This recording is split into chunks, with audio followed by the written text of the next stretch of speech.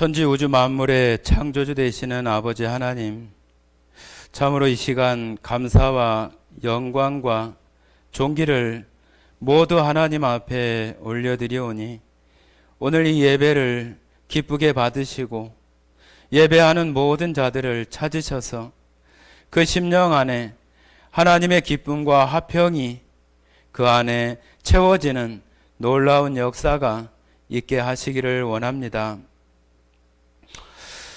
우리나라의 명절 추석을 맞이해서 원근 각지로 이동하고 또한 친척과 혈육들을 만나고 또한 그런 기쁨의 시간들을 나누게 하시니 참으로 감사드립니다.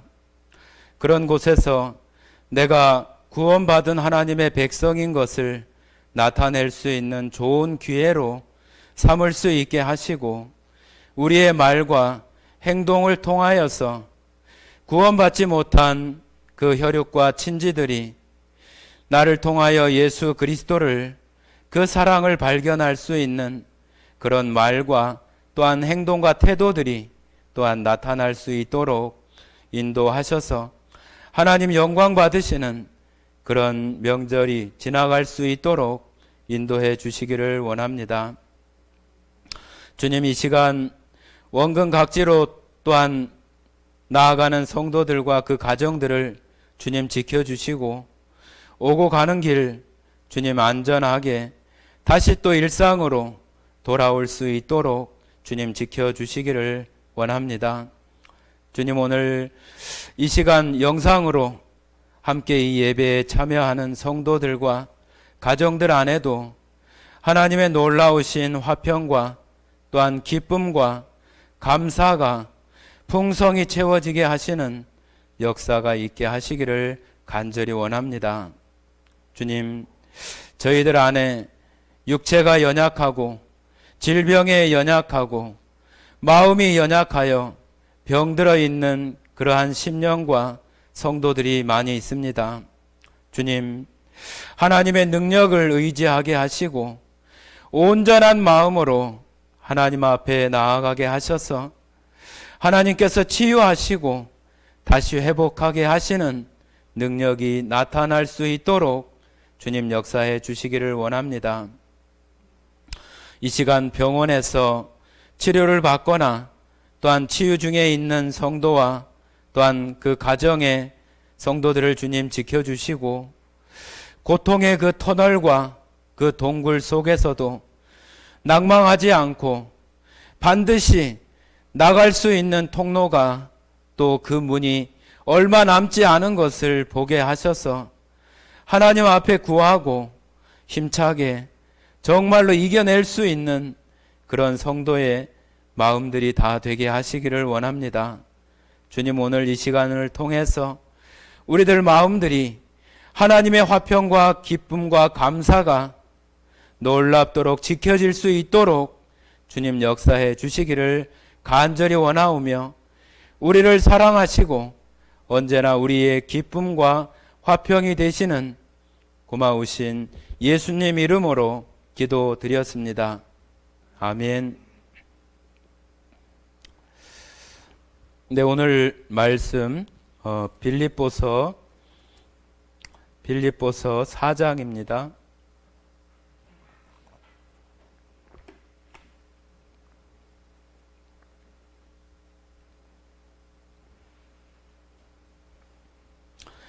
빌립보서 4장 말씀 4절부터 7절까지 말씀을 같이 읽도록 하겠습니다.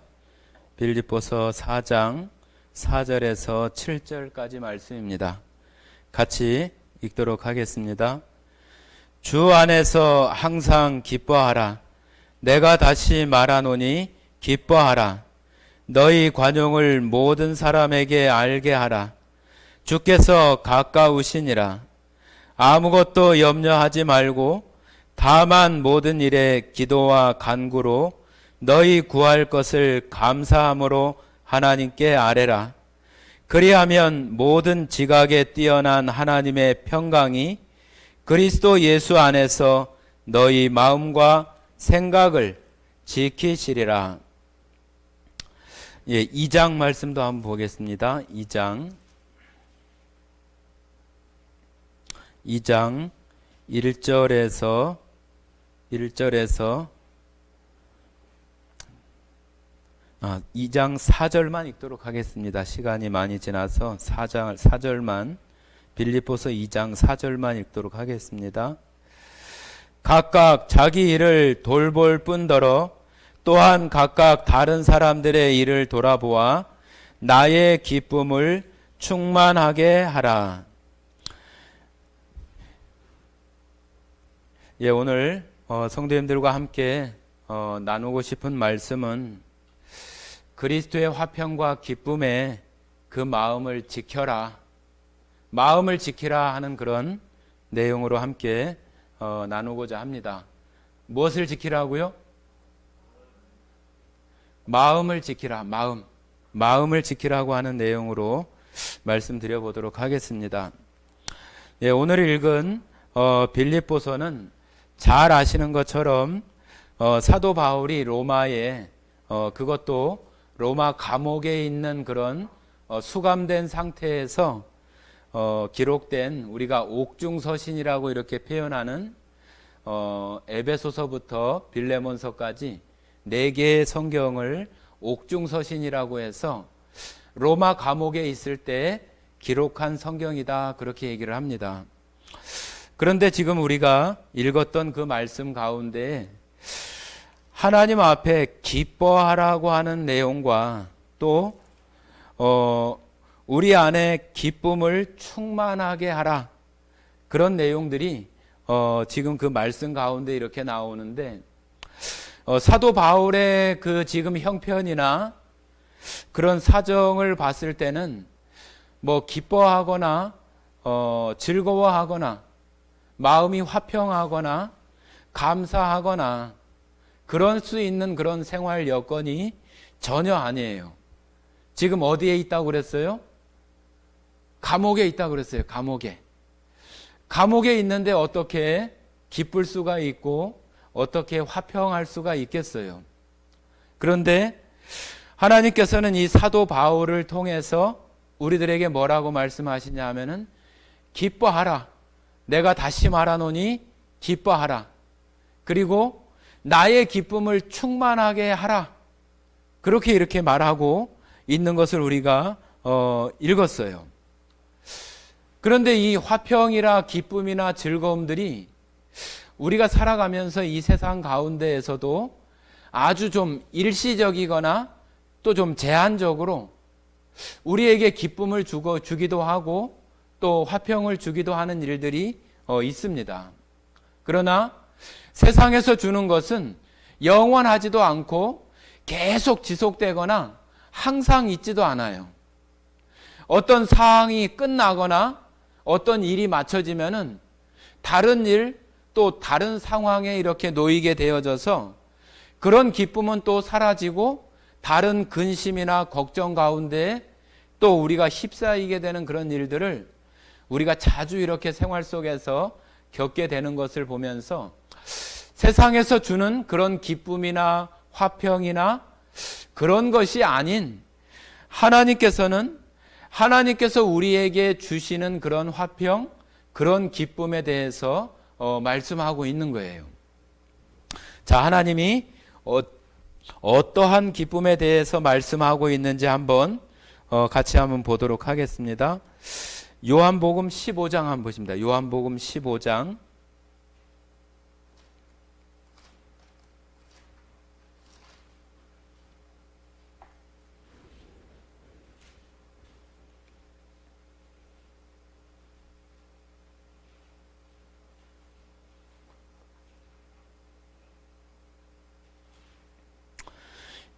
요한복음 15장 9절에서 11절까지 한번 읽어보겠습니다. 9절에서 11절까지 같이 읽겠습니다. 아버지께서 나를 사랑하신 것 같이 나도 너희를 사랑하였으니 나의 사랑 안에 거하라. 내가 아버지의 계명을 지켜 그의 사랑 안에 거하는 것 같이 너희도 내 계명을 지키면 내 사랑 안에 거하리라. 내가 이것을 너희에게 이름은 내 기쁨이 너희 안에 있어 너희 기쁨을 충만하게 하려 함이라. 자, 예수님께서 지금 15장은 포도나무의 비유를 말하면서 우리가 그 포도나무 가지에 붙어 있어야 된다고 하는 것들을 말씀하시는 중에 지금 이와 같은 말씀을 하시는데 11절에 제가 한번 다시 읽어보겠습니다. 내가 이것을 너희에게 이름은 내 기쁨이 너희 안에 있어 너희 기쁨을 충만하게 하려 합니다. 이 기쁨은 우리 안에, 그러니까 예수님 그 가지 안에 붙어 있는, 예수님 안에 있는 우리 안에 있는 기쁨은 세상이 주는 기쁨이 아니라 그 11절에 말하고 있는 것처럼 내 기쁨이 너희 안에 있어.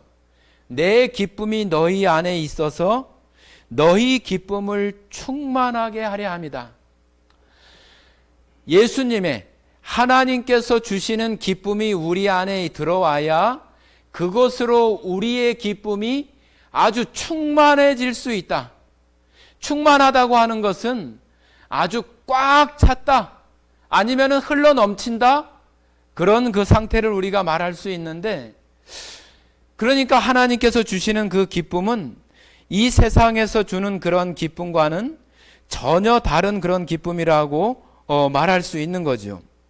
그렇기 때문에 하나님께서 우리에게 주시는 기쁨은 바로 우리들 안에 세상에서 주는 기쁨, 성경 요한복음에서 예수님께서 내가 주는 기쁨은 세상에서 주는 것과 같은 그런 방법으로 주는 것이 아니라고 이렇게 말씀하시잖아요.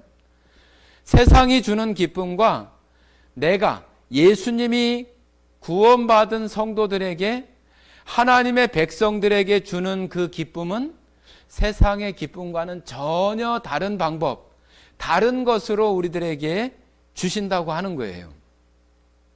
그러니까 그것이, 예수님은, 하나님은 영원하신 분이기 때문에 우리 안에 주시는 그 기쁨도 영원할 수 있는 거예요.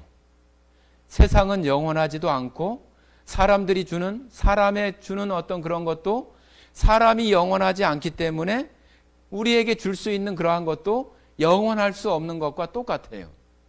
그래서 하나님이 주시는 것과 세상이 주는 것은 전혀 다르다고 하는 거예요.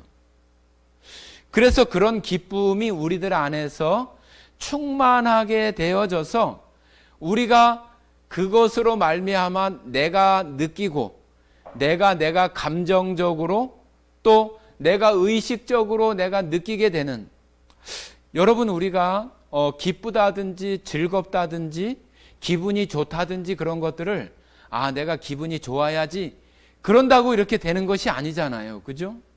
우리 안에서 그 기쁨이 있을 때 우리 안에 그 감정이나 그런 것을, 그것이 자극하여서 자연적으로 그러한 기쁨이나 즐거움이나 화평을 느끼게 되는 것이지, 내가 기뻐해야지, 내가 화평해야지, 내가 하나님의 기쁨을 충만케 해야지, 그런다고 우리들 가운데 되어지질 않아요. 하나님께서 우리 가운데 주신 기쁨이 우리의 감정이나 마음 가운데 작용을 해야 우리가 그것을 통해서 정말로 크게 충만하게 감사하고 기뻐하고 화평할 수 있는 그러한 것이 되어질 수 있다고 하는 거예요. 그런 것이 되어져야 그 기쁨이나 화평이나 감사나 그런 것이 우리 안에 감정적으로 이렇게 작용이 되어져야 내가 그런 것을 통해서 하나님의 일을 갖다가, 나에게 맡겨진 것을 갖다가 정말로 담대하게, 정말로 힘있게, 아니면은 고통이 있다고 해도 그것을 능히 이겨낼 수 있는 그 힘이 바로 그 기쁨, 감사, 화평, 그것이 우리 안에 작용이 되어질 때 그것이 나타날 수 있는 거예요. 그런데 우리들 마음들이 세상 가운데 살아가면서 그런 부분들이 우리의 이 마음이라고 하는 것이 이 세상 가운데 이렇게 살아가면서 우리도 모르게 이 마음이 무너뜨려지거나 틈이 만들어지거나 내가 살아가는 그 환경 속에서 세상의 것들을 우리가 받아들이는 그런 속에서 틈들이 이렇게 생기는 속에서 그 마음이 지켜지지 못하고 그 평강이나 기쁨이나 즐거움들이 지켜지지 못하고 그것이 흘러나가서 그것이 그냥 마치 안개가 이렇게 있다가 아침 햇살이 이렇게 동이 트거나 그러면은 안개가 스르르 사라지는 것처럼 우리 안에 있는 그 하나님으로 말미암은 그 구원 가운데 주시는 그 기쁨과 화평과 감사가 우리의 마음이 지켜지지 않고 여러 가지 틈이 생기면은 그것이 그 안개가 이렇게 싹 사라지는 것처럼 우리도 모르는 사이에 그런 것이 없어지고 마음이 강팍한 마음이 들어지고 화나는 마음이 들어지고 세상에 어떤 거칠고 그런 마음들이 우리들 가운데 이렇게 들어와서 그 평강이나 기쁨이 지켜지지 못하는 그런 부분들을 우리가 생활 속에서 만나게 되는 거예요. 자, 요한일서 한번 보시겠습니다. 요한일서 히브리서 다음에 베드로 전서 후서 다음에 있습니다. 요한일서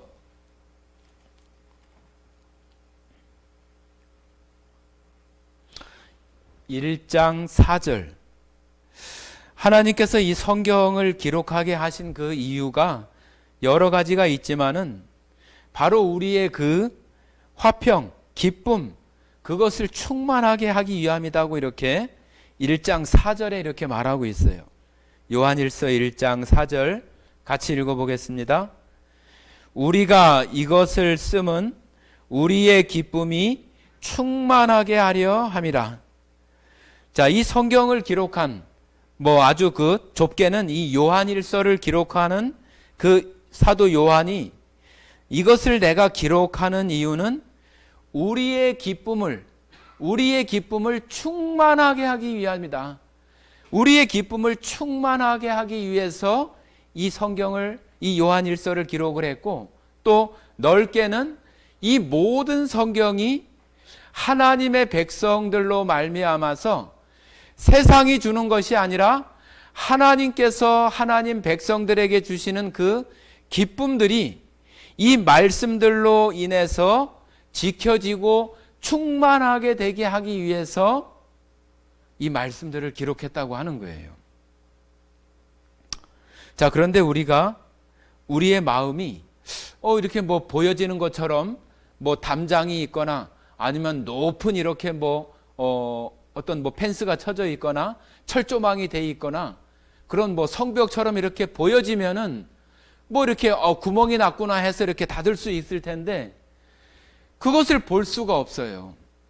우리의 믿음의 눈으로 보지 않으면은 그 마음을 지킬 수 있는 그러한 것들을 내가 지금 마음에 어떤 구멍이 났는지 어떤 금이 갔는지 어디 한쪽이 무너졌는지 그런 것들을 볼 수가 없어요.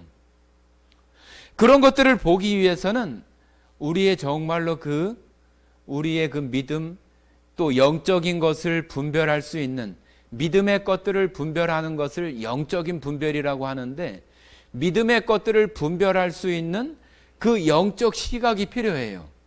그래야만 내가 지금 마음에 크랙이 갔구나, 금이 갔구나, 틈이 벌어졌구나, 어느 한쪽이 지금 무너졌구나, 아니면은 성벽에 구멍이 났구나, 그런 것들을 믿음의 눈으로 우리가 볼 수 있을 것인데 그것을 우리가 믿음으로 우리의 마음이 아주 예민하게 정말로 우리가 다른 표현으로 깨어있는 그런 가운데 우리의 삶이 되어지지 못하면은 무너졌는지 금이 갔는지 그런 것도 모르게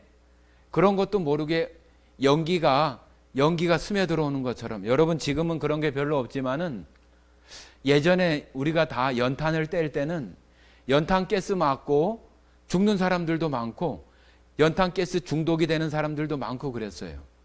연탄가스가 그 일산화탄소가 이렇게 들어오는데 그걸 갖다가 이렇게 뭐 보이는 것도 아니고 보이지도 않고 우리가 공기가 보이지 않는 것처럼 그렇게 이렇게 스며들어 와가지고 자고 있는 사람 호흡하는데 이렇게 들어와서 그 사람을 어려움 가운데 아니면은 더 심하면은 죽음 가운데 이르게 할 만큼 그런 일이 있는 것처럼 알지도 못하고 보이지도 않는 그런 속에서 그런 일들이 이렇게 있게 되는 거예요.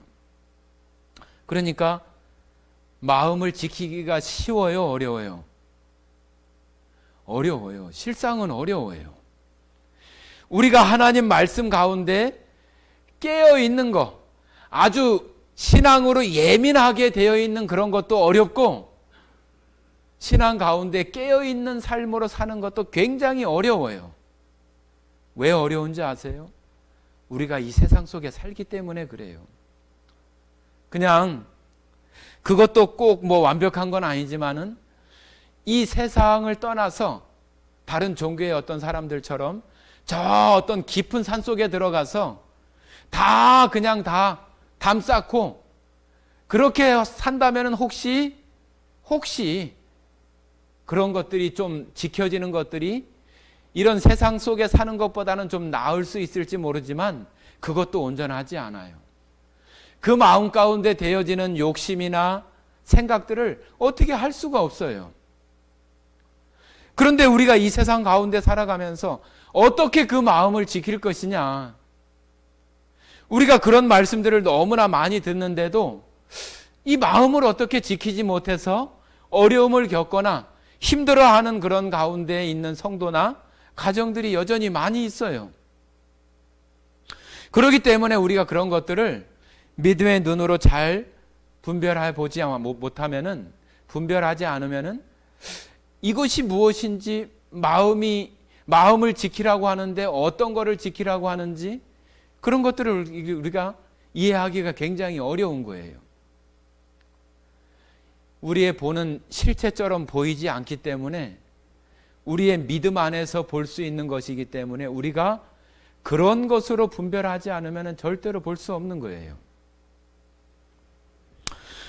자, 한번 그 마음을 지키라고 하는 그 성경 말씀, 여러분 잘 아시는 말씀인데, 자, 우리 잠언 말씀 한번 찾아보겠습니다. 잠언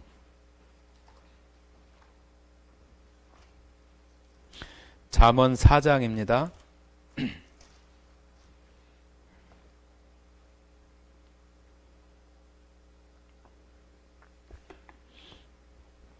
잠언 4장 23절 같이 읽어보겠습니다. 모든 지킬 만한 것 중에 더욱 네 마음을 지키라. 생명의 근원이 이에서 남이니라. 자, 또 한 장 더 보겠습니다. 16장 한번 보십니다. 16장.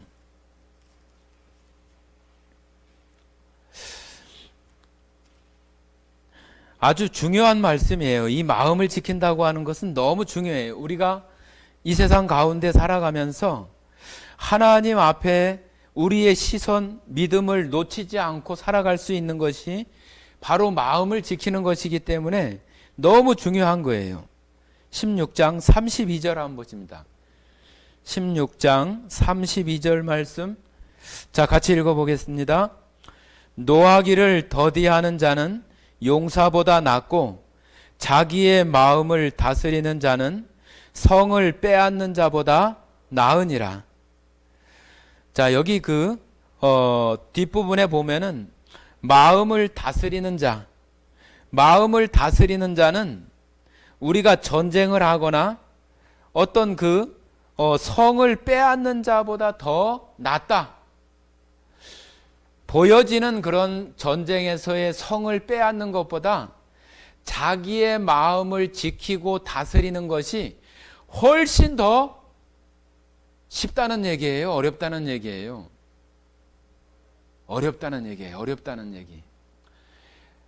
우리가 성을 전쟁에서 공격을 해가지고 다른 적들의 성을 우리가 탈환하거나 그 성을 정복하는 것도 너무 어려운 일이고, 그것도 특별한 전술이나 전략이 필요해서 또 전투력을 가진 어떤 병사들이 전투력과 사기도 있어야 되고 여러 가지 것들이 다 갖춰져야만 그 성을 정복할 수 있을 만큼 쉽지 않은데, 그 마음을 지키고 다스리는 것이 그거보다도 더 어렵다고 하는 거예요. 더 어렵다고. 그러니까 우리가 이 마음을 지킨다고 하는 것을 그냥 가볍게 그냥 간과하거나 무시하거나, 아이, 그 뭐 마음 뭐 내가 마음만 먹으면은 뭐 할 수 있어. 마음만 먹으면은 내가 뭐 뭐든지 하고 내가 그거 뭐 그까짓 거 뭐 지킬 수 있지. 우리가 그렇게 할 수 없어요. 내가 그냥 내가 신념이나 의지적으로 그것을 내가 힘을 내서 그것을 할 수 있다고 한다면은 하나님께서 이렇게 말씀 가운데 이렇게 말씀하지 않아요. 우리 사람들이 그냥 의지적으로 내 힘으로 내 신념적인 어떤 그런 부분으로 지킬 수 있다고 한다면은 하나님께서 굳이 이렇게 말씀하지 않죠. 그것으로 안 되니까 이 마음 지키는 것이 너무 중요하다. 그 마음 지키는 것이 한번 무너지면은 그거 다시 세우고 다시 지켜서 그 안에 다시 기쁨을 충만케 하고 화평을 충만케 하는 것이 너무 힘들어. 그러니까 마음 지키는 것이 너무 어려운 거야. 너무 중요한 거야. 그렇게 우리들에게 가르쳐 주시려고 이렇게 마음 지키는 것이 너무 중요하다고 말하는 거예요.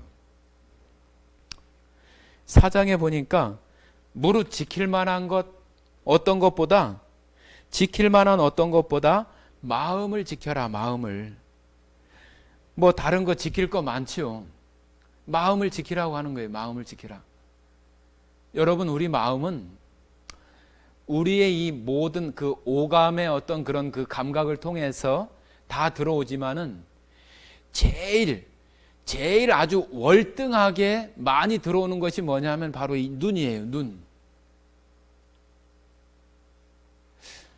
우리가 야고보서나 그런 말씀에도 보면은 우리 그 이생의 자랑, 우리의 정욕, 세상의 어떤 그 가치들, 그런 것들이 제일 먼저 들어오는 게 바로 이 눈이에요. 눈. 눈이 딱 들어오는 어떤 그런 물체나 어떤 모습들이 딱 들어오면은 그것이 우리의 마음들, 생각들을 자극을 해서 우리 마음 속에서 이 뇌에서 나오는 그런 것들, 정기적인 그런 작용들이 우리의 마음을 푹 일으켜가지고 내 마음을 거기로 이렇게 이끌어가고 빼앗기게 만들어요.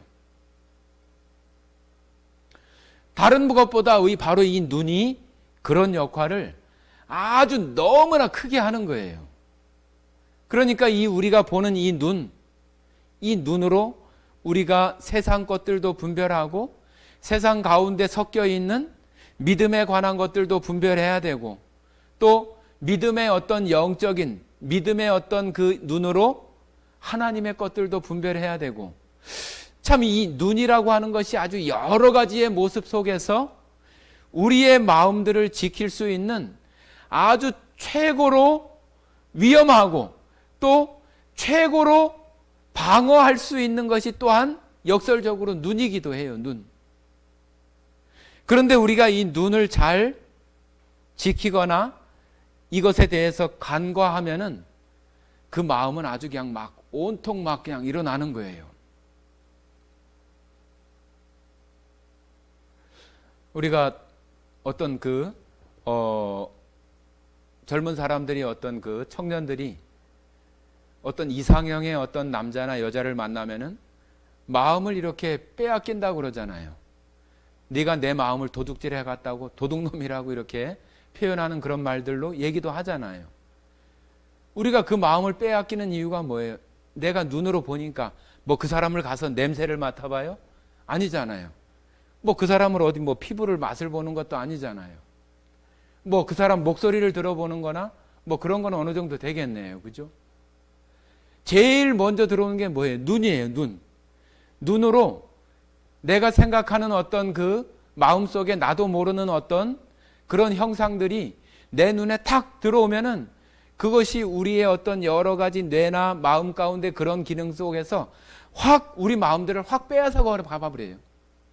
그래가지고 나도 모르게 계속 거기에 마음을 두고 거기에 이끌리게 되고 나는 그렇게 하지 않으려고 하는데도 계속 그런 마음들이 생기는 거예요. 그것이 뭐예요? 우리의 마음이 그 눈으로 보여지는 그런 것으로 인해서 지켜지지 못한 거예요. 무너져 내리거나 틈이 나거나 구멍이 생겨서 그것으로 들어와서 우리의 마음이 그 하나님의 그 평강, 성도들, 하나님의 백성들 안에 있는 그런 화평이나 기쁨이나 그런 것들이 그것들이 우르르 사라져버리고 내 마음이 온통 그 남자, 그 여자, 내 마음을 빼앗기게 하는 그런 것으로 우리의 마음들이 그렇게 무너져 버리는 거예요. 그런 것이 우리들 가운데 되어지기 때문에 우리가 그 마음을 지키는 것은 너무 중요한 거예요. 너무 중요한 거. 자, 한번 말씀 한 구절 더 보겠습니다. 골로새서 3장입니다. 골로새서 3장.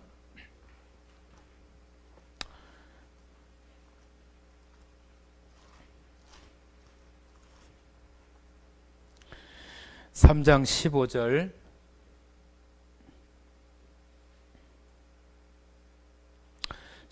말씀 같이 읽도록 하겠습니다. 골로새서 3장 15절 같이 읽겠습니다. 그리스도의 평강이 너희 마음을 주장하게 하라. 너희는 평강을 위하여 한 몸으로 부르심을 받았나니 너희는 또한 감사하는 자가 되라. 자, 여기 보면은 전반부 앞부분에 그리스도의 평강이 너희 마음을 주장하게 하라, 그렇게 표현하고 있는데, 다른 사본이나 또 번역본에는 특별히 그 킹제임스 버전에는 하나님의 화평이 너희 마음 속에서 다스리게 하라. 하나님의 화평으로 말미암아 우리 마음이 다스림을 받을 수 있도록 하라, 그런 이야기예요. 그러니까 우리의 마음이 그 벽이 쫙 이렇게 지켜진 상태에서 그 마음 안에가 하나님의 그 화평으로 다스림이 되고 통치가 이루어지고 거기에 따라서 우리의 마음이나 생각이나 우리의 삶이 작용을 받을 수 있도록 그렇게 되어져라. 그렇게 하라. 그래야 뭐가 되냐? 감사하는 삶으로 우리의 삶이 되어질 수 있다고 하는 거예요. 이 화평이라고 하는 것은 너무 중요한 거예요. 너무 중요한 거. 우리 안에 이 화평이 우리 마음 안에서 우리를 통치하고 다스리게 되는 그러한 것이 되어지지 못하면은 우리는 하나님의 말씀에 순종하거나 하나님을 닮아서, 예수님을 닮아서 살아가는 것도 할 수 없어요.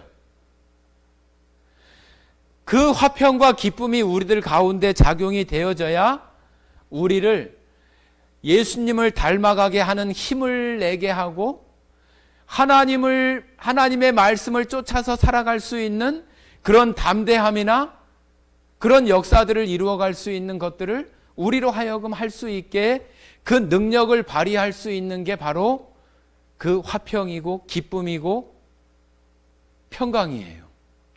그것이 우리 안에서 되어지지 못하면은 여러분 생각해 보세요.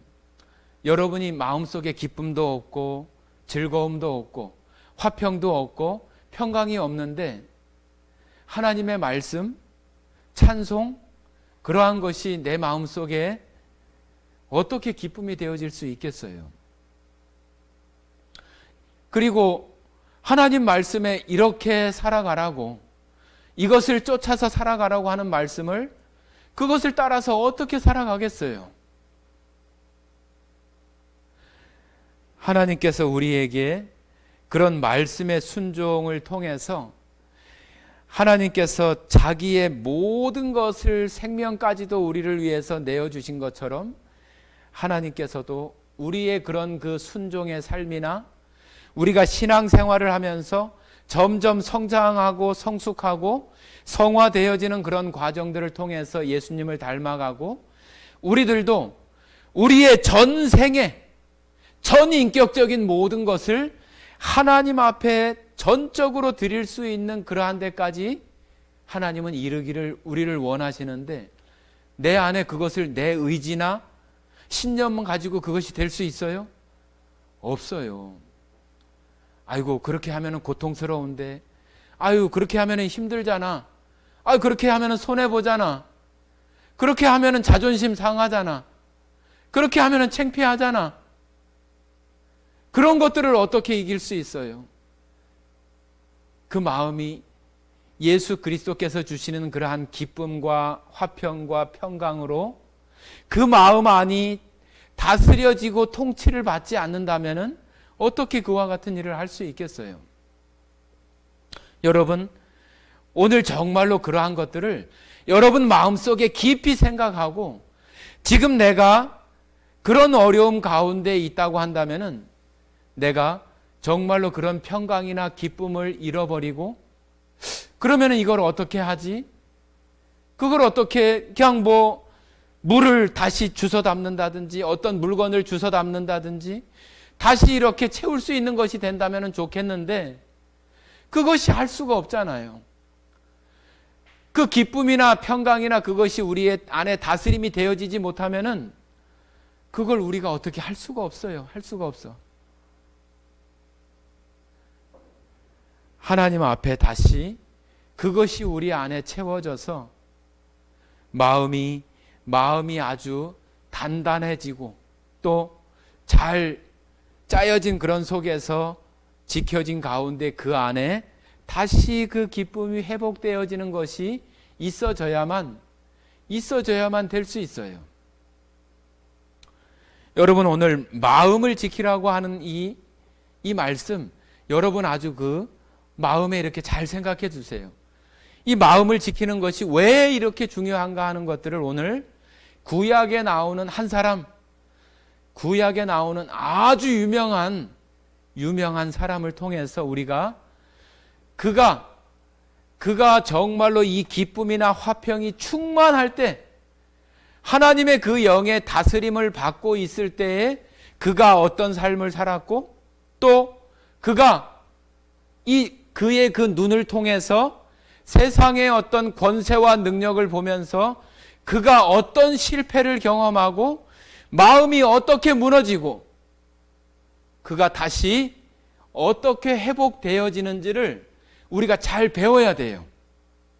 그게 바로 우리가 신앙생활하면서 누구든지 겪을 수 있는 그런 것에서 우리가 어떤 방법으로 우리의 마음을 지키고 내가 혹이라도 그 마음이 무너지거나 틈이 생겨서 그 기쁨이나 화평과 평강과 감사가 우리 안에서 다스림이 되어지지 못할 때, 통치가 되어지지 못할 때 우리가 다시 어떻게 회복할 수 있는가?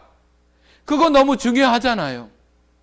우리가 회복이 되어져야 다시 하나님 앞에 하나님의 백성으로 이스라엘 백성이 가나안 땅을 향해서 하나님을 향해서 나아갈 수 있는 것처럼 우리도 이 땅에 살아가면서 그 천성을 향해서 하나님의 소망을 향해서 우리가 나아갈 수 있지 않겠어요?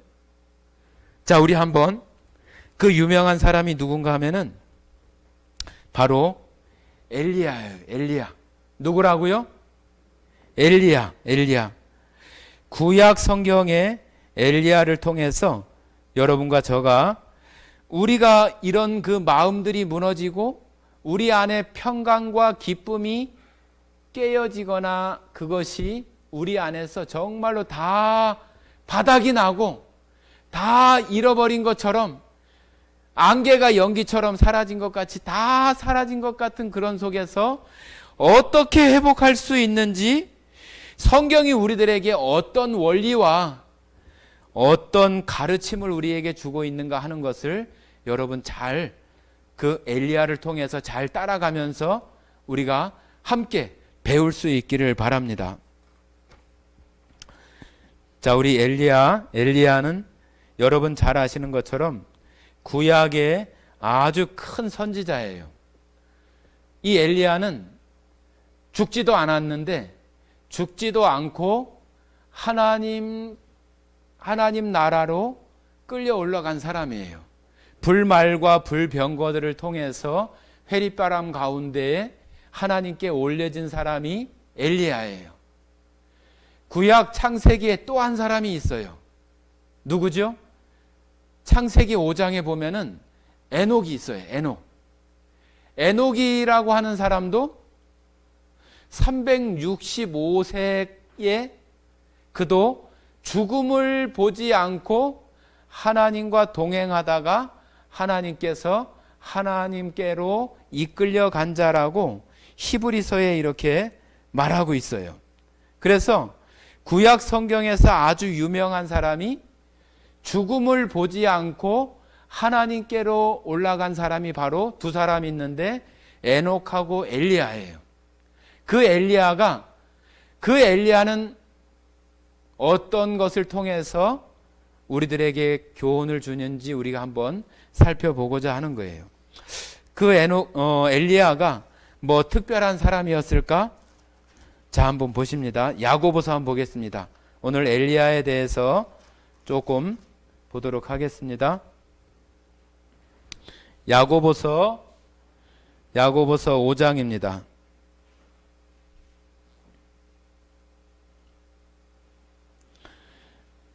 야고보서 5장 17절 18절. 야고보서 신약성경 376페이지 5장 17절 18절 같이 읽겠습니다.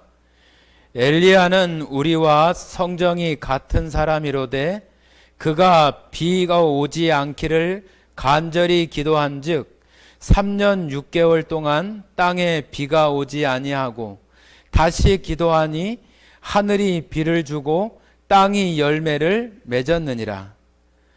야, 이 엘리야는 어떤 사람이냐 하면은 엘리야는 우리하고 무슨 뭐 다른가? 이 사람만 뭐 특별한 재능이 있는가? 이 사람이 뭐 특별한 하나님의 능력을 줬는가? 그런가 한번 살펴보니까 그렇지 않다고 하는 거예요. 17절에 보니까 엘리야는 우리와 뭐가 같다고요? 성정이 같다. 우리 인간적인 어떤 그런 본성이나 인간으로서 가지고 있는 그런 것이 똑같다. 엘리야나 여러분이나 저나 별다를 거 없는 똑같은 하나님 창조하신 사람이다. 똑같은데 하나님께서 엘리야를 통해서 역사하시는데 어떤 역사를 하시냐 하면은 엘리야가 하나님께 기도를 하니까 3년 6개월 동안 비가 안 오는 거예요. 3년 6개월 동안. 지금 우리가 이 날씨 때문에 엄청 고생을 하잖아요. 지금 서울이나 경기, 포항, 울산 그쪽에 비가 엄청나게 와가지고 고생들이 많잖아요. 그런데 이 엘리야는 바로 일기나 기후 그러한 것을 하나님께 기도해서 하나님의 능력이 내려질 수 있는 그런 일에 쓰임 받은 사람이 바로 엘리야예요. 그러니까 너무 큰 능력을 하나님께서 엘리야를 통해서 보여준 사람이잖아요. 여러분, 말이 3년 6개월이지 3년 6개월 비가 안 온다고 생각해 보세요. 여러분, 우리가 창세기에서 요셉을 배우면서 7년 흉년이 들었을 때 그들이 어떻게 살았는지를 우리가 배웠잖아요. 이 3년 반 42개월 1260일 이것은 정말로 하나님께서 어떤 고난이나 또 그러한 것을 나타내는 어떤 기간의 모습으로 성경 가운데 이렇게 날수나 기간을 말씀하실 때 3년 6개월, 42개월, 또 1260일 그런 표현을 이렇게 하시는데 3년 6개월 동안 비가 안 왔다고 한다면은 그 나라의 어떤 사람들의 생활은 정말로 말할 수 없이 어려웠겠잖아요. 그런 가운데 있었던 사람이 바로 엘리야예요. 엘리야. 이 엘리야는 이제 열왕기 상에 17장부터 19장까지의 그 엘리야에 대한 내용들이 나오는데, 그 엘리야에 대한 내용들이 그가 하나님 앞에 쓰임을 받고 그 안에 하나님으로 충만하고 하나님의 기쁨과 화평과 평강이 하나님으로 말미암아 다스려지고 통치를 받을 때에는 엄청난 일을 합니다. 그가 어떤 일을 하냐 하면은, 지금 여기 같이 한번 봅시다. 열왕기상 17장.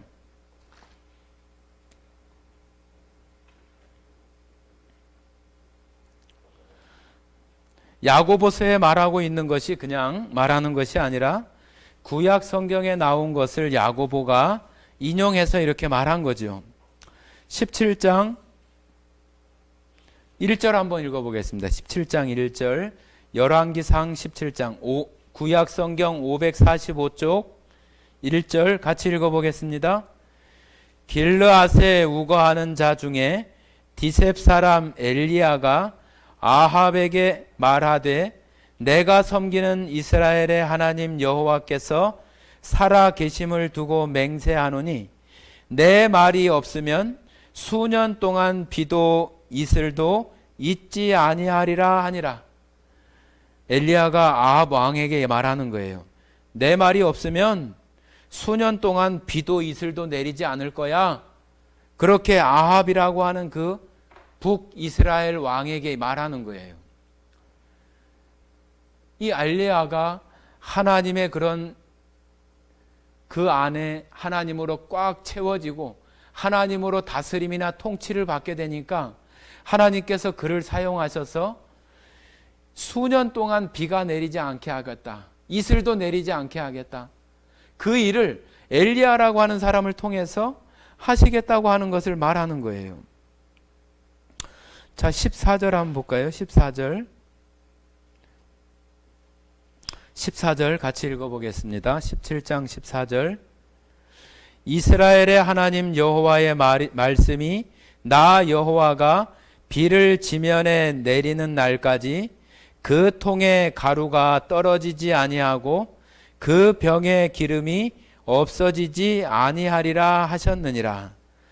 자, 지금 여기 사르밧 과부의 그 집에 대한 이야기를 하면서 지금 비가 오지 않는 기간 동안에 비가 올 때까지 그 기름이 병에서 떨어지지 않도록 사르밧 그 과부에 대한 이야기를 같이 이렇게 하고 있는데, 이 사람들이 살아가는 그런 생활이 엄청나게 고통스러운 그런 가운데에도 비가 오지 않는 그 기간 동안에 이 과부의 어떤 삶, 평범한 그런 사람들의 생활이 너무나 고통스러운 가운데 있지만 그때까지 비가 내리지 않는 동안에 그 기름과 그러한 것이 떨어지지 않겠다고 하는 것을 24절 가운데 말하는데, 수년 동안 비가 없을 것과 또 사르밧 과부의 기름병이 비가 내릴 때까지 떨어지지 않고 계속 그 병에 정말로 어떤 그 알리바바의 어떤 그 아라비안 나이트의 그 램프처럼 기름을 부으면은 또 세워놓으면 또 채워지고, 붓고 쓰면은 세워놓으면 또 채워지고. 그러면 얼마나 좋아요. 그죠? 여러분들 가지고 있는 그 통장에 돈을 쓰면은 또 한번 채워지고, 쓰면은 채워지고, 그러면 얼마나 좋아요. 그죠? 그런 것처럼 이 사르밧 과부가 정말로 가루 한 움큼하고 이 기름하고 있는 것을 엘리야가 그거 좀 나를 좀 먹게 하고 그 후에 너희들은 이렇게 먹으라고 하면서 나한테 먼저 주라고 얘기를 해요. 그러니까 그 과부가 그렇게 하고 나니까 그 반죽 그 가루하고 기름이 그 그릇에서 떨어지질 않는 거예요. 퍼내면은 또 그만큼 있고, 또 기름 따르고 나면은 또 그만큼 있고, 계속 그런 일들이 비가 올 때까지. 그러니까 비가 온다는 얘기는 다시 이제 농사를 지을 수 있고 다시의 어떤 그 평범한 어떤 삶이 이렇게 회복될 때까지 그런 것이 있게 됐다고 하는 것을 또 이 사르밧 과부를 통해서 엘리야가 이렇게 보여주고, 또 여기 이제 그 사르밧 과부가 살아가고 있는 그 주인집의 아들이 죽었어요. 그래서 엘리야가 가서 이 아들을 살려줘요. 죽은 사람도 이렇게 살려주는 그러한 일을 하나님께서 이 엘리야를 통해서 하나님의 사람으로서의 능력을 나타낼 수 있도록 하나님께서 그렇게 해주시는 것을 보여줘요. 자, 한번 17장 20절 한번 보십니다.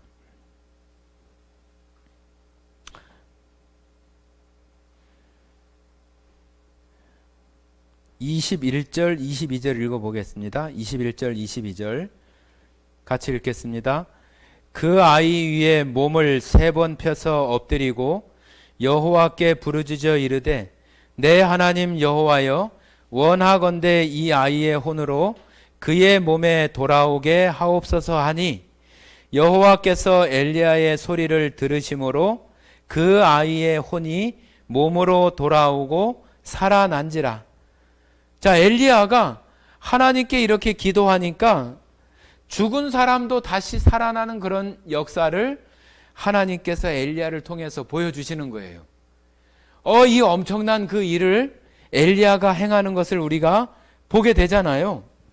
그러니까 이 엘리야가 그 마음 가운데 하나님으로 말미암아 다스림을 받으면서 기쁨과 평안이 충만하게 돼 있는 그런 속에서는 하나님을 통해서 엄청난 능력과 일들을 하는 것을 볼 수가 있어요. 이 엘리야가 이런 일을 할 때는 죽음도 무서워하지 않아요. 죽음도 무서워하지 않고 아합이라고 하는 그 북이스라엘 왕에게 가서 엘리야가 정말로 이제 기근으로 인해서 공경에 빠질 거라고 그렇게 얘기를 하니까 아합이 이 엘리야를 보면은 아주 못마땅하고 마음에 안 들고 그런 마음이 얼마나 들겠어요. 저 엘리야 저거 가만히 안 놔둬야 되겠다. 저는 내가 정말로 손을 봐줘야 되겠다. 막 그런 마음이 이 왕이니까 얼마나 많이 들겠어요. 왜 그런 기도를 해가지고 이렇게 가뭄이 들게 하고 어려운 형편 가운데 이렇게 놓이게 하는가? 그런 마음이 얼마나 들겠어요. 그런데도 아합 왕에게 나아가서 가뭄이 있을 것이라고 얘기를 하고 비가 오지 않을 것이라고 이렇게 말을 하는 거예요. 그러면서 이제 자신이 하나님의 그런 선지자, 하나님의 사람이라고 하는 것을 그 갈멜산이라고 하는 곳에 바알의 선지자들, 바알의 제사장들 450명, 엘리야는 혼자 하고 바알의 선지자는 450명이에요. 그러니까 1대 450, 1대 450으로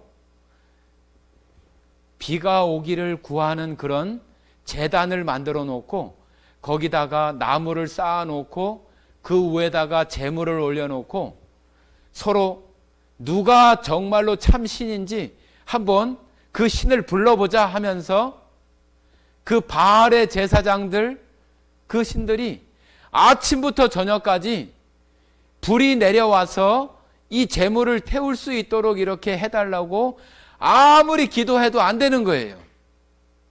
그런데 이제 엘리야가 그 사람들을, 그 제사장들을 비웃으면서 얘기해요. 그래, 너희들 너무 소리가 작잖아. 크게 얘기해봐. 크게. 그렇게 해서 듣겠어? 바알이 듣겠어? 더 크게 해봐. 아무리 해도 아무 반응도 없는 거예요. 그러니까 엘리야가 니들 안 되지? 그러면서 사람들에게 여기 이 나무 단에다가, 나무 이 더미에다가 이 번제를 드리는 이 나무에다가 물을 막 부라고 그래요. 물을 붓고 그 고랑에다가도 물도 채우고, 물을 뿌리면은 불이 붙기가 더 어렵잖아요. 그런데도 엘리야는 물을 갖다가 뿌리고 끼얹고 또 고랑을 만들어서 물을 막 채우라고 얘기를 해요. 그러니까 그 나무들이 다 물에 흠뻑 젖은 거예요. 그리고 나서 엘리야가 하나님께 기도를 하는 거예요. 그러고 나니까 하나님의 불이 내려와서 그 젖은 나무 고랑에 이렇게 채워져 있는 물들을 불이 다 이렇게 말리우고, 그 불이 내려와서 그 번제를 다 나무를 태우고 제사를 드리는 거예요. 그러니까 이 엘리야가 그 나머지 그 제사장, 바알의 제사장들을 쫓아가 가지고 저 골짜기까지 쫓아가 가지고 다 죽여버려요. 그러니까 이 엘리야가 정말로 엄청난 그런 그 일들을, 엘리야가 정말로 믿음으로, 그의 능력이 아니라 하나님께서 그 안에 그 기쁨과 화평과 평강이 그 안에 충만하게 하나님으로 다스림이 되니까 하나님께서 어마어마한 그런 일들을 엘리야를 통해서 나타내시는 거예요. 자, 그런데 이 엘리야가 정말 이런 가운데 있다가 이 마음이 지켜지지 못하는 일들을 이 엘리야가 만나게 돼요. 어떤 것을 통해서 만나게 되냐 하면은 이 아합이라고 하는 이 왕의 왕비, 이세벨이라고 하는 그 왕비가 있는데, 이 이세벨은 이 아합 왕보다도 더 권세가 높고 정말로 포악하기 그지없고, 이 왕도 무시하면서 북이스라엘을 다스리려고 하는 그런 여자였어요. 그러니까 이 아합 왕도 꼼짝 못하고 그 왕비한테 그냥 요즘 얘기로 하면 그냥 쥐어서 사는 거예요. 자, 18절 한번 보시겠습니다. 18장 한번 보겠습니다. 18장.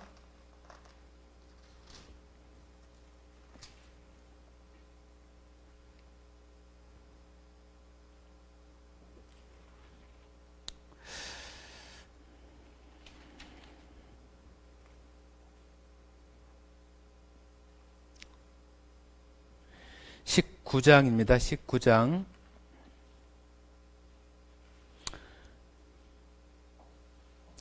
19장 1절부터 이 이세벨이 어떻게 얘기하는지 한번 1절부터 3절, 2절까지, 3절까지, 2절까지 한번 보겠습니다. 2절까지. 이세벨이 어떤 말을 하는지 한번 같이 읽어보겠습니다. 19장 1절부터 2절 같이 읽겠습니다.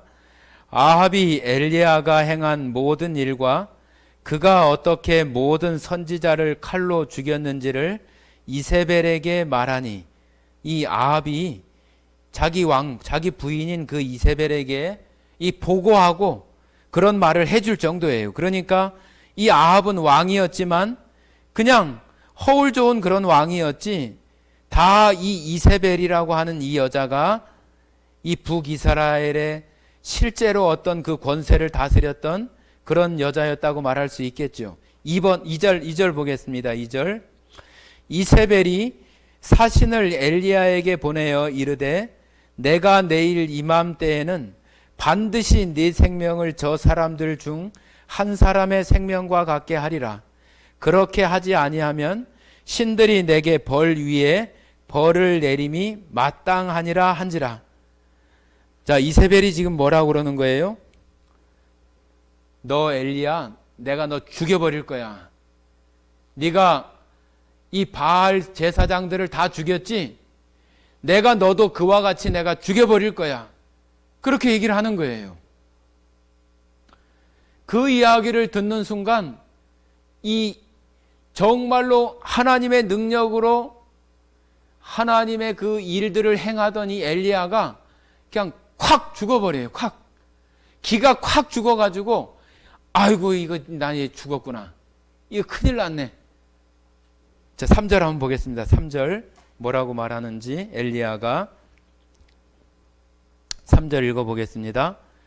그가 이 형편을 보고 일어나 자기의 생명을 위해 도망하여 유다에 속한 부엘세바에 이르러 자기의 사환을 그곳에 머물게 하고, 자기 자신은 광야로 들어가 하룻길쯤 가서 한 로뎀나무 아래에 앉아서 자기가 죽기를 원하여 이르되, 여호와여 넉넉하오니 지금 내 생명을 거두시옵소서. 나는 내 조상들보다 낫지 못하나이다 하고. 자, 지금 여기 보니까 엘리야가 하나님께 그렇게 막 기도하고 하나님의 능력을 나타내던 그런 것은 지금 있어요, 없어요? 하나도 없어요. 이세벨이 자기를 죽이겠다고 한 네가 죽인 저 바알의 제사장처럼 내가 너를 죽일 거야. 그렇지 않으면은 그 신들이 나에게 벌 위에 벌을 내릴 것이 분명하다고 얘기를 하면서 내가 너를 죽여버릴 거야. 그렇게 얘기를 하니까 이 이세벨이 얼마나 악독하고 포악한 그런 왕비인지를 그동안 지내면서 너무 잘 알았던 이 엘리야가 그 이세벨을 그 마음으로 눈으로 이렇게 생각을 하면서 그 마음이 콱 무너져 버린 거예요. 그 마음이 그 예수님의 그런 하나님의 그런 능력으로 꽉 지켜졌던 그 마음이 이세벨이라고 하는 이 왕비의 그 권세 있고 자기를 죽이겠다고 하는 그런 마음 가운데에서 자기의 생명이 이제 큰일 났구나. 아이고 나는 이제 죽었구나. 이 이세벨이 이런 마음을 가지면 나는 어떻게 살지? 그런 생각이 이세벨을 생각하는 마음에서 자기 마음 가운데 확 들어와 버리니까 그 하나님으로 그 기쁨이나 평강이 안개에 사라지는 것 같이 휙 사라져 버리고 아이고 나는 이제 죽었구나. 나는 이제 큰일 났네. 아이고 내가 도망가야지. 보통 사람처럼 똑같이 돼버린 거예요. 내가 이러고 있다가는 죽겠구나. 그런 마음이 들어서 광야로 도망가는 거예요. 내가 여기로 도망가면 나를 찾아오지 못하겠지 하면서 저 광야 사막 같은 가운데에 도망하는 거예요. 자기 사환도 부엘세바에다가 맡겨놓고 자기는 더 광야길로 하루길쯤 더 들어가서 저 로뎀나무, 여러분 로뎀나무가 듣기에는 아주 아름답고 좋은 나무로 들려지지만은 그 사막 그 광야에 무슨 좋은 나무가 있겠어요? 무슨 느트나무 같은 어떤 그 그늘을 만들어주고 좋은 나무가 있겠어요? 우리가 생각할 때는 엘리야가 거기 누워서 쉬었다고 그러니까 야 거기 평상도 있고 좋겠구나 그렇게 생각하지만 거긴 광야예요. 광야. 이것은 어떤 나무 같으냐 하면은 아주 한 2, 3m나 이렇게 자라는 잎사귀가 좀 뾰족뾰족한 우리 그 빗자루 만드는 것 같은 그런 것처럼 이렇게 아주 그런 그 작은 그늘을 이렇게 만들 수 있는 그런 정도의 나무예요. 그러니까 엘리야가 거기 있으면서 지금 하나님께 뭐라고 얘기를 했어요? 하나님께 뭐라고 얘기했어요? 자, 4절 후반부에 보면은 여호와여 넉넉하오니 자 로뎀나무 아래에 앉아서 자기가 죽기를 원하여 이르되 여호와여 넉넉하오니 지금 내 생명을 거두시옵소서. 이거 무슨 얘기예요? 차라리 나 좀 죽여달란 얘기예요. 나 좀 데려가 달란 얘기예요. 저 이세벨 조금 있으면 군대가 나한테 와서 나를 잡아다가 내가 죽인 저 바알의 제사장들과 같이 나를 죽인다는데 차라리 하나님 나를 좀 죽여주시옵소서. 하나님 죽여주시옵소서. 여러분 우리나라 그 사극에 보면은 임금 앞에서 그러잖아요. 죽여주시옵소서. 상관마마 죽여주시옵소서. 그렇게 하는 것처럼 이 엘리야가 그 하나님 앞에 정말로 그런 능력을 행하던 그런 모습은 온데간데 없고 자기 목숨이 이렇게 위태한 그런 것들 속에서 하나님 제발 죽여주시옵소서 그렇게 말하는 거예요. 이 엘리야 마음속에 그 마음이 다 무너지고 그 하나님으로 말미암은 기쁨이나 화평이나 평강이나 그 능력들이 다 사라져버리고 정말로 이제 그냥 한낱 그냥 인간에 불과한 그런 모습으로 하나님 앞에 죽기를 청하는 그러한 모습까지 되어진 거예요. 여러분들도 저도 아주 큰 고통이나 정말로 이런 나를 죽이려고 하는 그런 것이 오면은 어때요? 밤에 강도가 들어오거나 누가 와서 우리 목숨을 위협하면은 살려달라고, 목숨만 살려달라고 그렇게 얘기하잖아요. 다른 거 다 가져가고 제발 목숨만 살려달라고 우리가 그렇게 애원하잖아요. 그런 것처럼 이 엘리야가 그 하나님으로 충만할 때의 모습은 다 온데간데 없고, 그 이세벨이 무서워가지고 광야로 도망하고 그런 가운데 있는 거예요.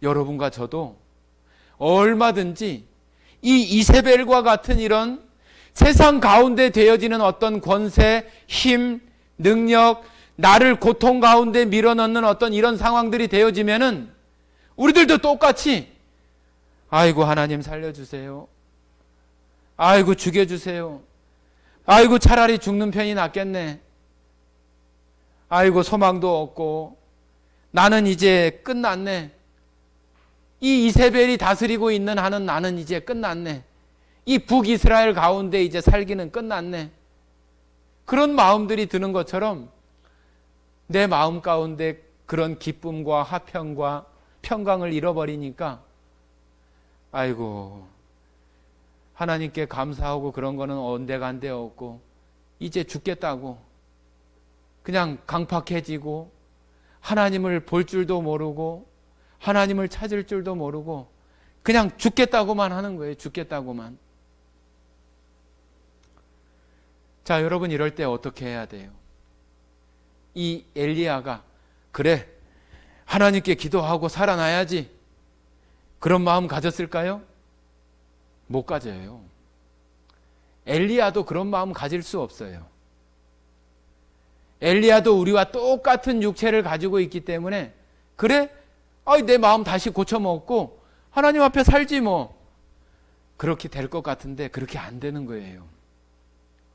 그 마음이, 그 기쁨과 하나님으로 다스림이 되어진 것이 고갈되어 버리고 그것이 없어져 버리면은 그런 마음조차도 생기지가 않아요.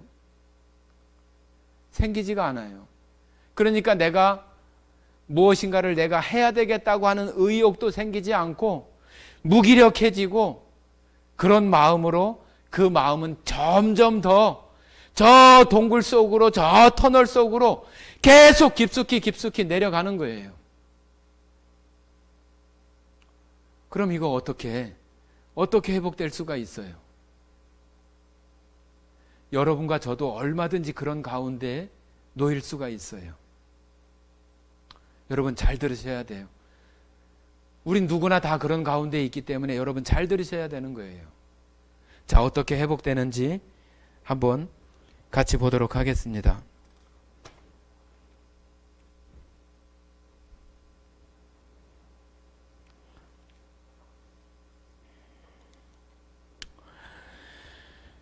(19장 9절에서 10절입니다) 19장 9절에서 10절, 9절 10절 같이 읽어보겠습니다. 엘리야가 그곳 굴에 들어가 거기서 머물더니 여호와의 말씀이 그에게 임하여 이르시되 엘리야야 네가 어찌하여 여기 있느냐? 그가 대답하되 내가 만군의 하나님 여호와께 열심히 유별하오니 이는 이스라엘 자손이 주의 언약을 버리고 주의 대단을 헐며 칼로 주의 선지자들을 죽였음이오며 오직 나만 남았거늘 그들이 내 생명을 찾아 빼앗으려 하나이다. 자, 이 빼앗는 게 문제예요. 빼앗는 거. 여러분과 저도 이 세상 가운데 이렇게 연약한 육체로 살아가기 때문에 이런 우리의 생명을 위협하는 어떤 이런 일들, 우리의 연약한 부분, 그 마음을 뚫고 들어오는 이러한 것들을 우리 스스로 어떻게 해결할 수가 없어요. 그런 것들이 있을 때, 자, 어떤 일들이 있는가 한번 그 앞부분에 자 한번 보겠습니다. 누가 그런 엘리야에게 찾아오는가 한번 보겠습니다. 5절입니다.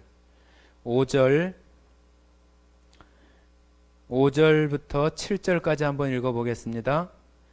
로뎀 나무 아래에 누워 자더니 천사가 그를 어루만지며 그에게 이르되 일어나서 먹으라 하는지라. 본즉 머리맡에 숯불에 구운 떡과 한 병 물이 있더라. 이에 먹고 마시고 다시 누웠더니 여호와의 천사가 또다시 와서 어루만지며 이르되 일어나 먹으라. 네가 갈 길을 다 가지 못할까 하노라 하는지라. 자, 여기 천사가 엘리야가 먹을 수 있는 그 음식과 물을 이렇게 공급하는 것을 볼 수 있어요. 왜 천사가 하나님의 말씀을 공급하지 않고 왜 음식과 물을 공급하는가? 이거는 우리가 영적인 존재만이 아니라 육체적인 이 몸을 가지고 있기 때문에 우리가 이 육체가 힘을 회복하지 못하면은 그 영적인 힘도 잃어버리기 때문에 하나님께서 천사를 보내서 음식을 먹게 하고, 우리로 말하면 밥을 먹게 하고, 우리 육체가 힘을 날 수 있도록 물을 먹게 하는 그런 일들을 같이 이렇게 하는 거예요. 그것도 한 번만 하는 것이 아니라 또 나타나서 그에게 하고, 그가 갈 수 있는 데까지 이를 때까지 계속 그것을 할 수 있도록 그 육체가 지쳐서 낭망되거나 쓰러지거나 그렇게 하지 않도록 갈 수 있도록 음식을 제공하고 물을 제공하는 그런 일이 있는 거예요. 여러분과 저도 주변의 성도가 아니면은 가족 가운데 누가 이런 일들이 있으면은 그를 말씀으로 먼저 어떤 것을 하려고, 구원의 기쁨을 어떻게 하려고 하기보다는 그가 살아갈 수 있는 그 육체의 생명을 이루어 갈 수 있도록 해주고 또 위로해주고 격려해주고 그러는 것이 먼저 되어져야 돼요. 그런 것이 있어져야 육체의 힘을 내서 지금 그가 다시 회복될 수 있는 그 시간까지, 그 세월 동안 그가 살아갈 수 있는 힘을 내서 살아갈 수 있는 거예요. 자, 그 다음 절 한번 봐보세요. 시간이 많이 됐지만 잘 들어보시기 바랍니다.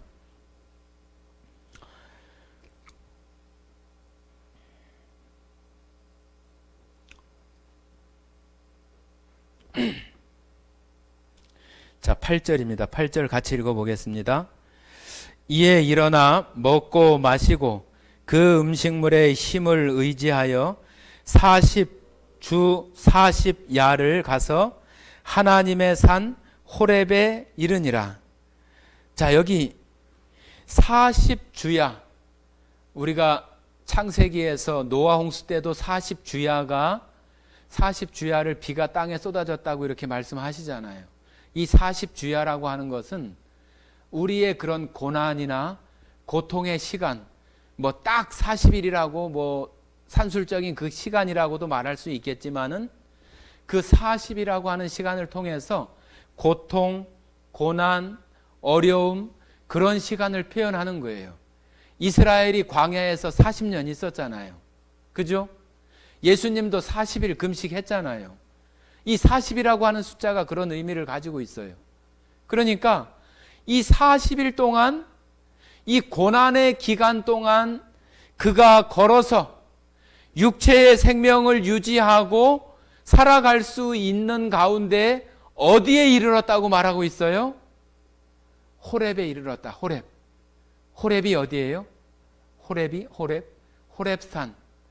호렙산은 신의 산이기도 하고 모세가 하나님을 떨기나무 가운데에서 만났던 처음 장소예요.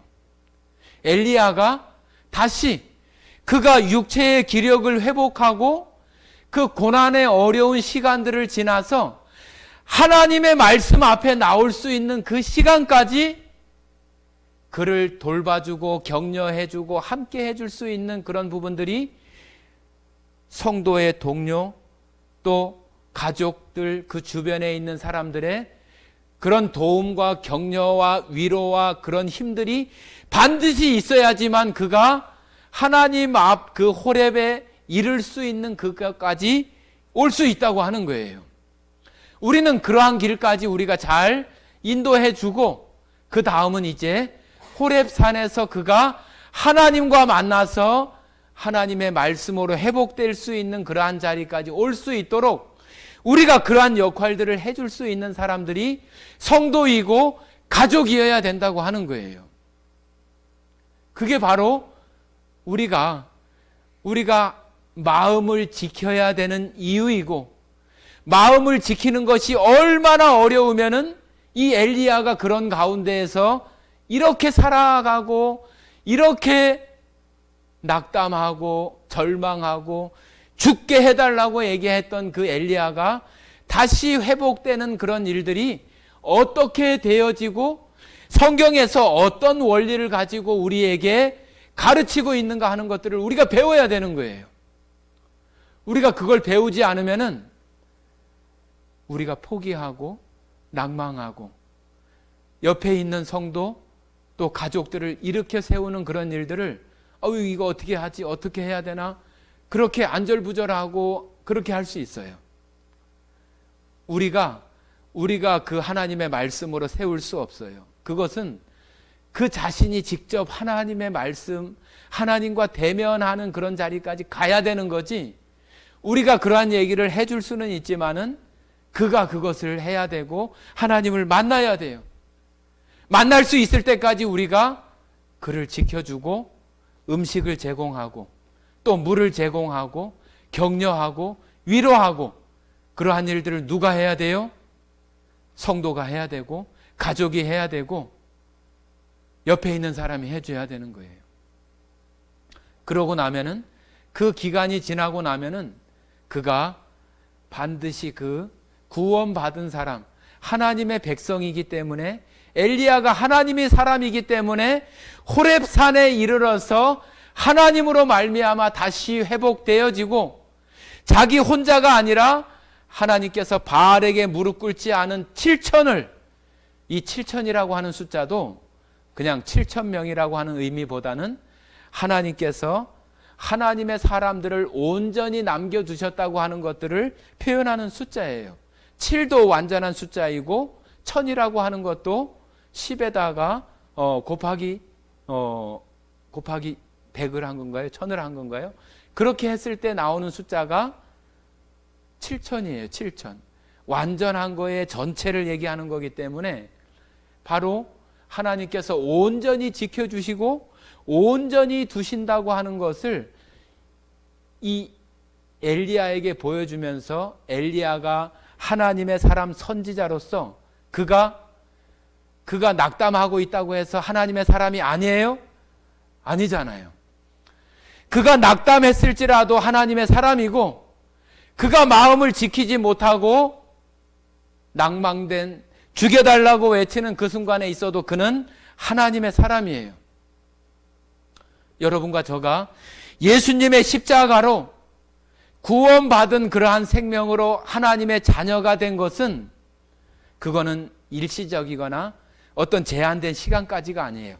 우리의 구원은 예수 그리스도의 생명이 영원하시기 때문에 우리의 구원은 영원한 거예요. 그러나 우리가 살아가면서 세상 속에서 우리의 마음을 지키지 못하면 그 마음 속에 있는 그 기쁨과 화평과 평강이 하나님으로 말미암은 다스림이나 통치 안에 있게 되지 못하는 것을 잃어버리기 때문에, 빼앗기기 때문에 우리가 그것을, 그 가운데에서 어려움을 겪게 되고 고통이 시간이 있게 되고 그런 거예요. 그가 어려움을 겪었다고 그가 하나님의 자녀가 아니에요? 구원은 잃어버릴 수 없어요. 그런데 우리의 기쁨이나 화평이나 감사는 빼앗길 수 있고 잃어버릴 수 있어요. 엘리야처럼 그럴 수 있어요. 그러나 교회를 통해서, 성도를 통해서, 교제를 통해서 그에게 살 수 있도록 음식을 공급하고 물을 공급하고 그가 그 시간을 잘 견뎌낼 수 있도록 하는 가운데에서 그가 하나님 앞에, 말씀 앞에서 딱 하나님과 직면할 때까지의 그 시간들을 우리가 잘 그를 지켜주고 보양해 주어야 되는 거예요. 여러분, 이제 이 마음을 지키지 못했을 때 어떤 일이 발생하고 그것을 어떻게 회복하는가 하는 것을 엘리야를 통해서 배운 거예요. 여러분이 이제 그것을 나에게 적용도 하고 주변의 성도들에게 적용도 하고 가족들에게 적용을 해서 내가 어려울 때는 다른 성도가, 또 다른 성도가 어려울 땐 내가 그 천사와 같은 그런 역할들을 해 주어서 그가 회복될 수 있도록 그가 다시 그 기쁨이나 평강이나 화평이 그 마음 가운데 다시 지켜질 수 있을 때까지 우리가 그런 역할들을 해주는 것이 필요하다고 하는 것을 오늘 말씀드리고 싶었습니다. 여러분 정말로 우리의 마음을 지키는 것 너무 소중해요. 왜 제가 이렇게 시간이 길도록 이렇게 마음을 지키는 것에 대해서 말하는가? 마음을 지키는 것이 어렵기 때문이에요. 어렵기 때문에. 내가 그것을 이 믿음의 눈으로 보지 못하면은 그 마음을 지킬 수 없기 때문에 여러분 제발 그 마음을 지키는 것을 정말로 그 마음 깊이 생각하고 이 마음을 지키지 못했을 때 그 결과가 어떤 것인지를 그 참혹함을 생각하고 혹이라도 그러한 일이 있을 때에 내가 어떻게 회복해야 되고 어떤 역할을 해야 되는가. 내가 그런 데 있을지라도 낭망하지 말고 하나님 다시 회복할 때까지 호렙산에 이를 때까지 내가 견뎌내고 지켜내야 되겠다고 하는 마음으로 그 하나님 앞에 나아가서 내가 하나님의 그 호렙산에서 모든 것이 해결되는 것처럼 엘리야가 해결되는 것처럼 우리들에게도 그와 같은 똑같은 원리가 적용된다고 하는 것을 여러분 잘 배우셨기를 바랍니다. 마음을 잘 지키시기 바랍니다. 함께 기도하고 마치겠습니다. 사랑 많으신 아버지 하나님 감사드립니다. 정말 감사드립니다. 하나님의 말씀으로 교훈을 삼고 우리가 하나님의 백성으로서 살아가며 우리의 마음을 지키고 또 그것이 잘 지켜졌을 때 하나님의 능력이 우리를 통해서 나타나는 것과 마음을 지키지 못했을 때 정말로 고통과 죽음의 자리까지 동굴 속과 같은 터널과 같은 캄캄하고 어두움 가운데 있게 되는 그런 모습들을 살펴보면서 주변에 있는 성도와 또 교회가 엘리야의 그 천사의 역할을 담당해 주어서 그가 고난의 시간 40주야를 잘 견뎌내고 마침내 하나님의 산 호렙산에 이르러서 하나님과 맞닥뜨려서 하나님으로 말미암아 회복될 수 있게 하시는 그 시간까지 우리의 돌봄과 또한 기도가 반드시 함께 있어야 된다고 하는 성경의 원리를 잘 붙들게 하셔서 모두가 다 그 교훈 안에서 살아가고 그 원리 안에서 우리의 삶이 그 마음이 잘 지켜지기를 간절히 원합니다. 오늘 이 시간 함께 해주신 은혜에 감사드리며 우리를 사랑하시고 언제나 우리의 정말로 주인이 되시며 우리의 생명의 근원이 되시는 예수님 이름으로 기도드렸습니다. 아멘.